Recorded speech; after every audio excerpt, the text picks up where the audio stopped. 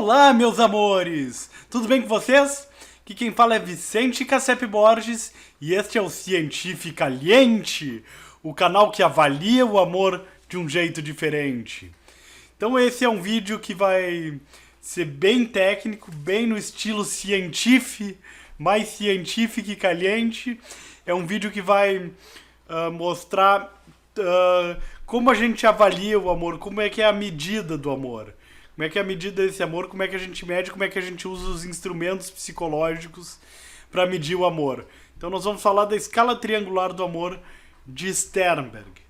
Desde já eu peço seu like, peço seu gostei, enfim, e sua inscrição no canal, que sempre colabora muito para que esse projeto continue andando. Certo?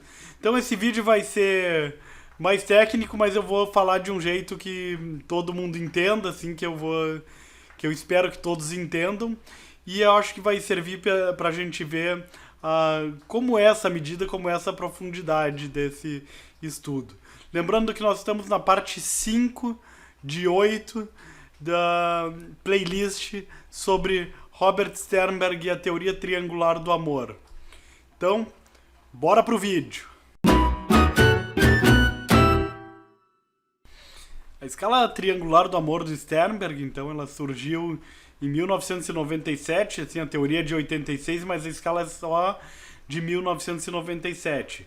Mas aqui tem uma pegadinha, assim, o Sternberg publicou o seu primeiro artigo com essa escala em 1997, mas quase que imediatamente, acho que foi em 88, já tinha esse instrumento de medida para avaliar o amor. Então o instrumento tem 45 itens. Todos os itens têm um espaço em branco que deve ser preenchido com o nome da pessoa que tu ama e por quem tu tá medindo o amor. Tu não é uma escala que mede amor, é uma escala que mede o amor por uma pessoa em específico.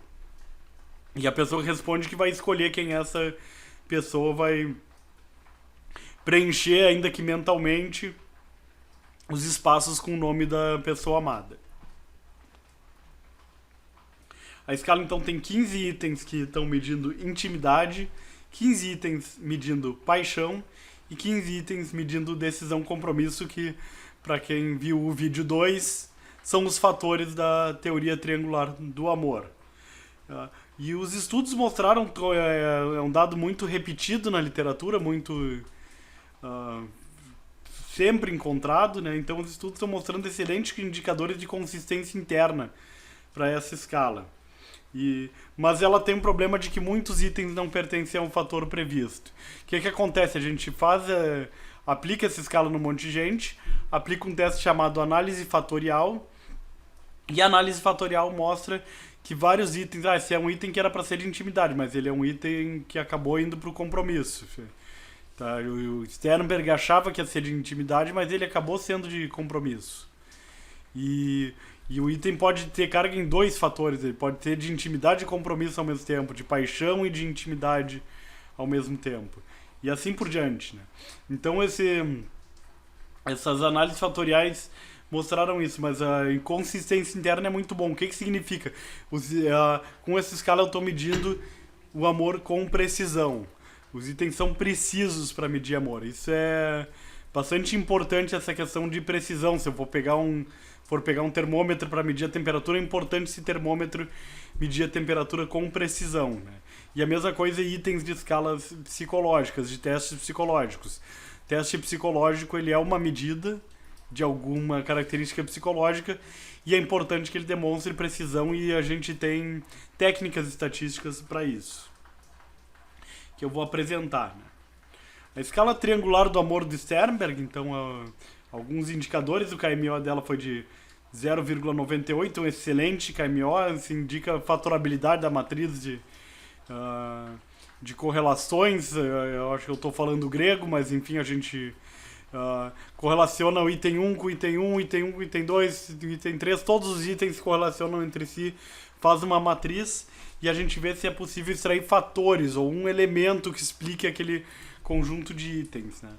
E isso indica que sim, é possível, a matriz de correlações é fatorável, né? Caso não tenha ficado clara essa explicação, deixe nos comentários, mas é que eu tô falando de coisas complexas, me dê um desconto aqui. A escala tem 3 fatores, isso foi positivo, assim, encontrei 3 fatores quando eu apliquei.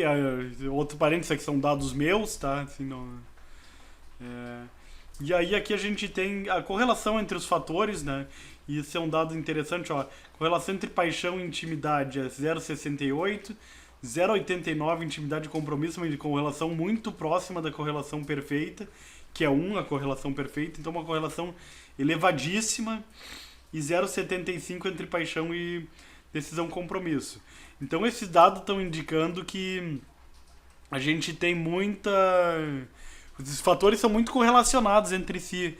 E isso é um problema para a teoria, que a gente tem esses fatores tão correlacionados entre si que a gente poderia imaginar que a gente tem um fator geral de amor. O que significa isso? Que o amor não se divide nessas dimensões, né?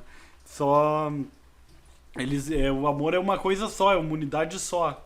Então isso que a gente pode imaginar olhando para correlações dessas. Mas de qualquer forma, assim, a gente tem uma indicação clara para 3 fatores. Os fatores de fato correspondem ao que o Sternberg previu. A gente lê esses itens e vê que esses fatores foram esses previstos pelo Sternberg. O conteúdo dos itens são conteúdo de paixão, conteúdo de compromisso, conteúdo de intimidade. Então a gente pode imaginar que a gente pode ter um fator geral de amor, eu acho que é bem plausível, mas existem 3 fatores de primeira ordem, esse fator geral seria um fator de segunda ordem, e a gente tem esses 3 fatores de primeira ordem, que são paixão, intimidade e compromisso. Assim, talvez esse seja um modelo bem plausível para explicar o amor. Então a ênfase de cargas fatoriais elevadas, assim, eu botei esse dado da carga média para resumir a coisa aqui. Ela explica 40% da variância, que é bastante coisa. O alfa de Cronbach maravilhoso, tá? Isso aqui tá falando da precisão da escala, ou consistência interna, como tem muito psicometrista que não gosta desse termo aqui. Eu gosto do termo precisão, tá? E a escala é precisa, 0,98. Assim, é o alfa de Cronbach, essa medida de precisão. E aqui algumas medidas da teoria de resposta ao itens bastante discriminativos. Dificuldade média foi de menos 50, então, ou seja, são itens fáceis. O que significa que são itens fáceis? As pessoas tendem a concordar com esses itens. Uma escala de amor tem um problema chamado desejabilidade social. As pessoas tendem a concordar com itens de amor, né? Então é bastante... É um problema bastante importante para quem trabalha com amor, para a gente ter uma medida real, é saber se as pessoas não estão mentindo, assim, nessa concordância, né? Então, porque as pessoas sempre tendem a concordar. Assim, você ama a sua namorada, todo mundo vai dizer que sim, por mais que não ame, né? Então isso é uma coisa que atrapalha a medida, e os itens são relativamente fáceis. Então a gente tem... porque as pessoas concordam com eles. E aí a gente tem... por intimidade, paixão e compromisso, a gente tem os mesmos dados, os alfas dentro de cada fator maravilhosos também, tá? Tudo acima de 0,90, acima de 0,80 já se considera bom, acima de 0,70 já se considera aceitável. O Conselho Federal de Psicologia está até aceitando teste com 0,60, assim, que é um critério bem pouco rigoroso, mas de qualquer forma eu não tenho problema com a escala.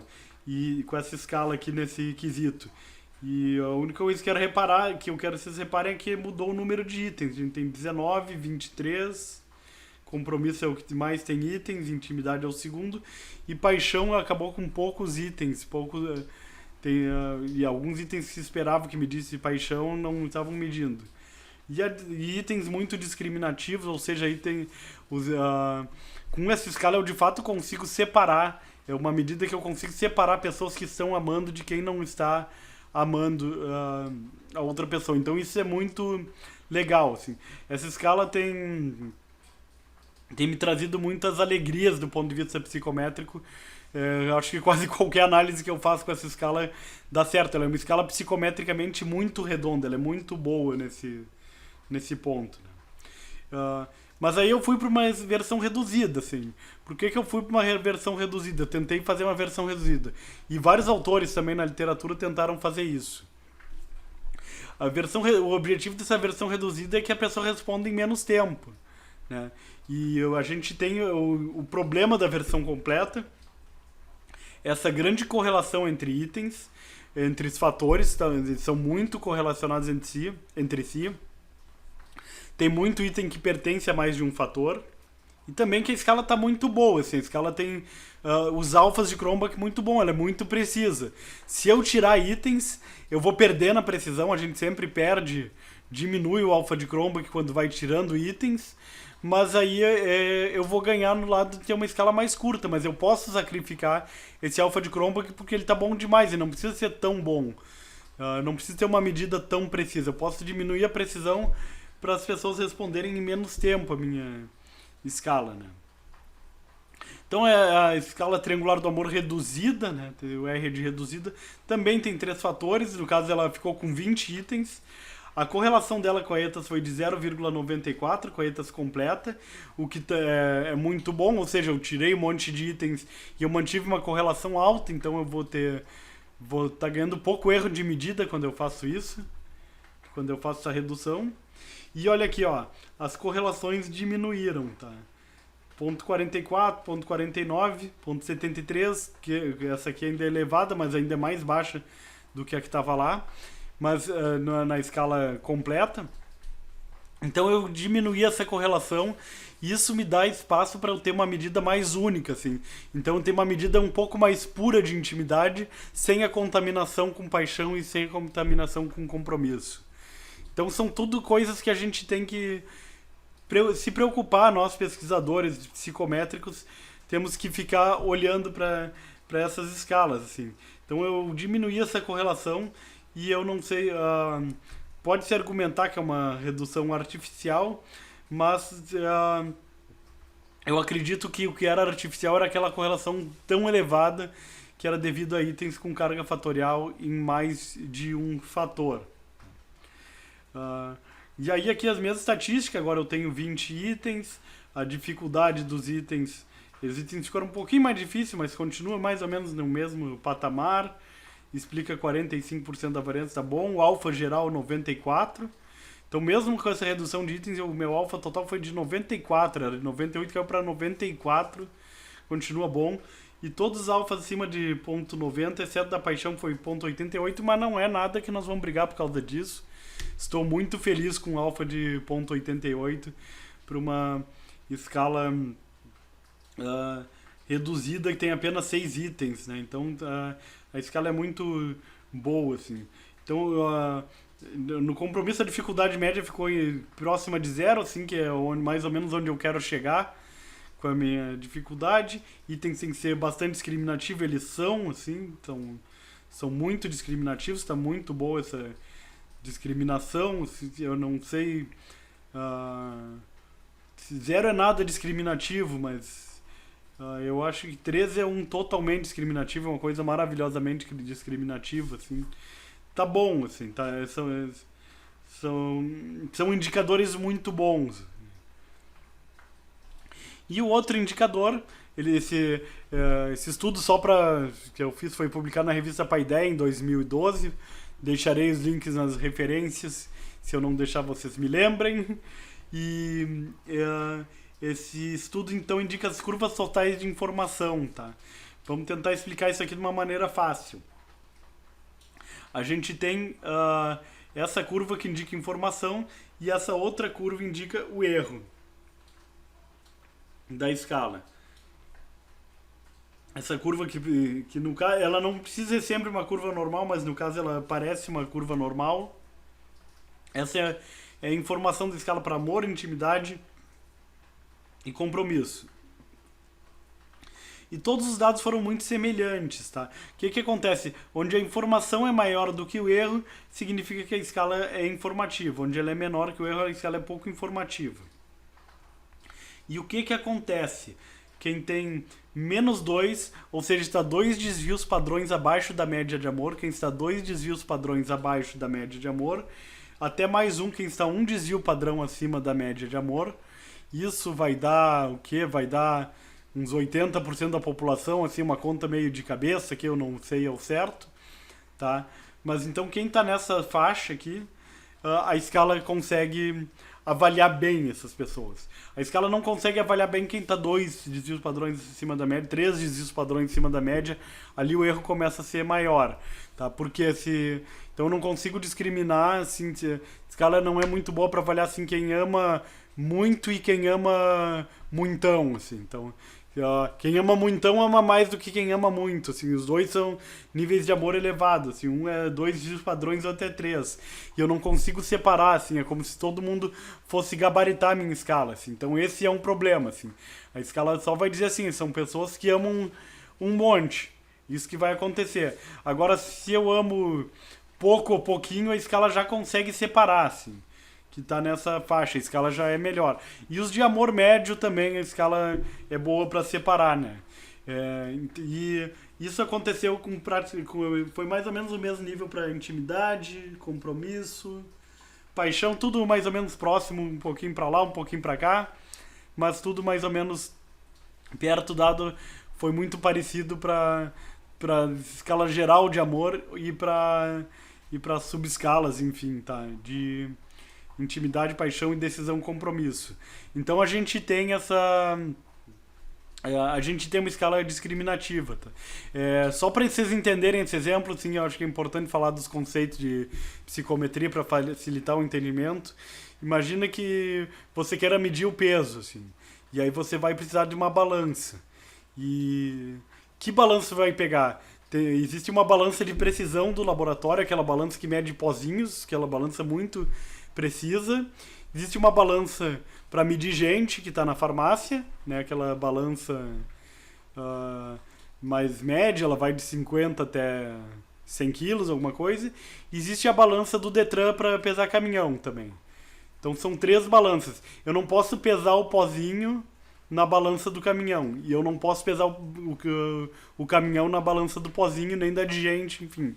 Cada balança é para uma faixa de peso, né? Então é isso que esse dado quer me dizer, para que faixa de nível de amor que eu consigo avaliar com essa escala triangular do amor, né?